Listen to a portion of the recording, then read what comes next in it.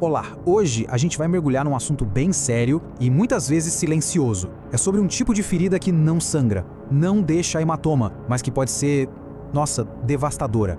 A gente está falando da violência emocional.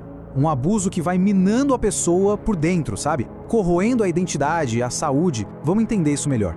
Olha só essa frase, ela captura a essência da coisa, né? É uma violência calada, muda. É exatamente isso. A gente não está falando de gritaria, de agressão que todo mundo vê, não. Aqui a violência é sutil, é silenciosa. E para quem olha de fora, muitas vezes passa batido, é completamente invisível.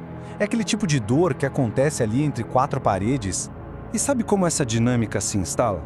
É que não começa com um ataque de frente. Começa com uma coisa que parece quase inofensiva. Aquela crítica que vem disfarçada de cuidado, sabe? Ah, é só pro seu bem. Só que com o tempo isso vai escalando. Vira um olhar de desaprovação, um gesto de impaciência, um sarcasmo que no fundo é bem cruel. E cada coisinha dessas, cada ato, vira uma pecinha que vai, aos poucos, desmontando a autoconfiança da pessoa.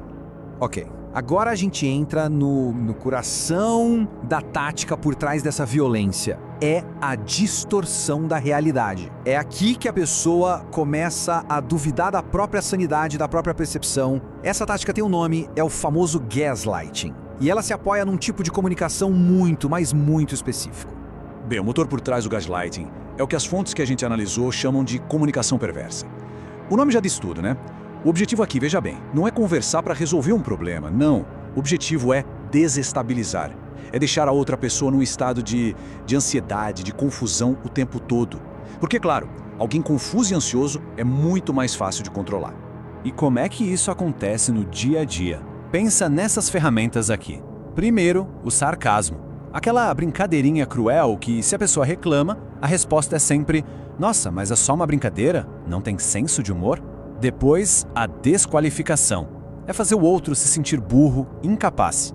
O desprezo, que é aquela atitude que comunica o tempo todo: você não vale nada. E por fim, o silêncio. Ah, o silêncio pode ser uma arma mortal. Não o silêncio para pensar, mas aquele silêncio que pune, que isola, que aterroriza. E aqui vem uma parte que é cruel, a duplicidade. Porque para todo mundo, para quem está de fora, essa pessoa abusadora é, na maioria das vezes, encantadora, é carismática, todo mundo adora. E essa imagem pública perfeita faz com que seja quase impossível para a vítima ser levada a sério. A própria pessoa começa a se questionar: gente, será que sou eu o problema? Será que eu estou enlouquecendo, estou exagerando? E essa dúvida, essa dúvida isola demais. E aí vem o checkmate. É o golpe final dessa comunicação perversa. A pressão é tanta, a confusão é tão grande que uma hora a pessoa explode, grita, chora, e é nesse exato momento que o abusador vira e fala: tá vendo? Olha aí, a louca, a histérica. A reação da pessoa ao abuso é usada como a prova de que ela é instável. Entende a armadilha? É um ciclo terrível e muito, muito eficaz. Mas olha, essa guerra psicológica toda não fica só na cabeça, não. O corpo sente. E ele paga um preço muito, muito alto. Vamos ver agora como esse estresse crônico, essa tensão constante, começa a aparecer no físico. O ponto-chave para entender aqui é que o corpo fala. Ele não mente. A pessoa pode até tentar se convencer, sabe? Não, eu aguento, não é tão grave assim, só mais um pouco. Mas o organismo não se engana. O sistema nervoso, o sistema imunológico, eles começam a apitar, a mandar sinais claros de que alguma coisa está muito errada. E que sinais são esses? A lista é longa e bem real.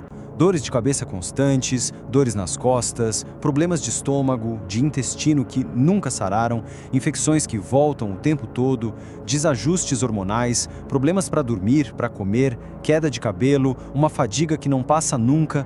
Isso não é coisa da cabeça, entende? São as consequências físicas, reais, de viver sob esse ataque emocional constante. É o corpo, literalmente, pedindo socorro. E para além de todo esse impacto físico, a ferida na alma é profunda. A pessoa simplesmente para de confiar nela mesma, nas próprias percepções. Fica num estado constante de fragilidade, de vulnerabilidade. E talvez a parte mais trágica disso tudo é que muitas vezes essa dor imensa, essa angústia que não passa, é confundida com o amor. A pessoa acredita que aquele sofrimento é prova de um amor intenso. Mas isso é muito importante. Existe saída, existe um caminho de recuperação. Então, essa nossa última parte é sobre isso. esperança e principalmente ação. Vamos dar uma olhada em estratégias bem concretas para quebrar esse ciclo e começar a se reerguer. É fundamental a gente entender uma coisa. Se libertar disso não é só ir embora, terminar um relacionamento. É muito mais. É sobre quebrar o ciclo de confusão mental. É um processo de reaprender a ouvir a própria voz, sabe? De voltar a confiar nela, depois de tanto tempo sendo silenciada. Então, por onde começar? As fontes trazem 3 passos bem práticos. Primeiro passo: anote os fatos. Sabe por quê? Porque o gaslighting cria uma confusão tão grande que a pessoa duvida da própria memória. Ter tudo anotado, o que aconteceu, o que foi dito, isso funciona como uma âncora com a realidade. Segundo, adie a resposta. Não reaja de imediato, na hora da raiva ou da dor.